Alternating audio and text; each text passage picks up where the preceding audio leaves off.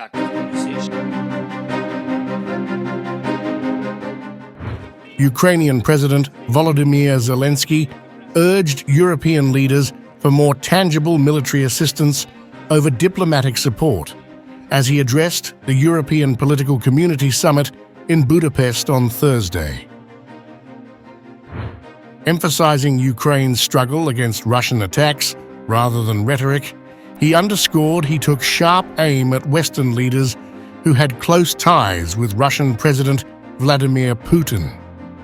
Zelensky said, "Hugs with Putin will not help."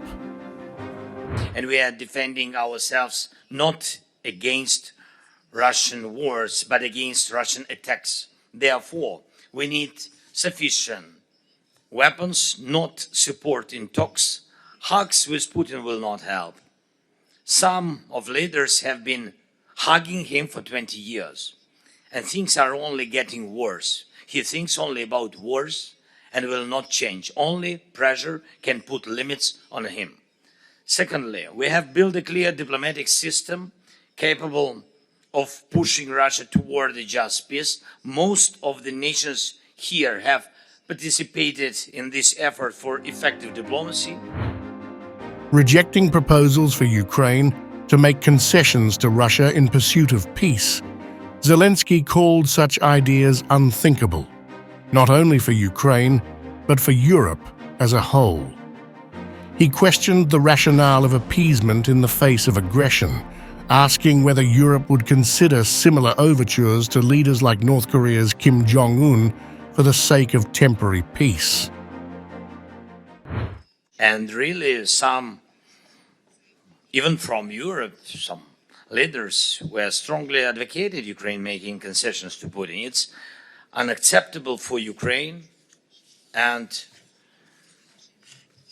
unacceptable for all Europe. And what's next? Should Europe seek the favor of Kim Jong-un in hopes that he too will leave Europe in peace? No.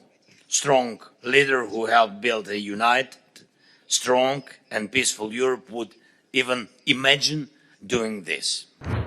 Zelensky also confirmed a recent phone call with the US President-elect Donald Trump, describing the conversation as positive and indicating optimism about the future US-Ukraine relations. Although the Ukrainian leader acknowledged uncertainties about Trump's policies, he expressed hope for a stronger US-Europe alliance, which he believes is mutually beneficial. Trump's election has raised concerns among Ukraine's supporters that US involvement in the conflict might lessen, given Trump's focus on domestic issues and stated goal to end hostilities in Ukraine swiftly. I'm glad for yesterday I spoke with President Trump, as many of you did, and it was productive conversation, good conversation. Of course, we cannot yet know what his actions will be, but we do hope that America will become stronger. And this is the kind of America that Europe needs. And a strong Europe is what America needs, to my mind. Peace.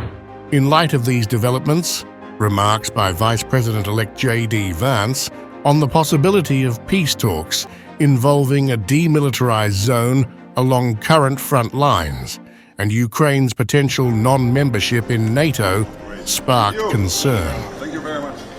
Zelensky voiced strong opposition to such an arrangement, underscoring that Ukraine's sovereignty and future should not be negotiated in a way that compromises its autonomy or aligns with Russian demands.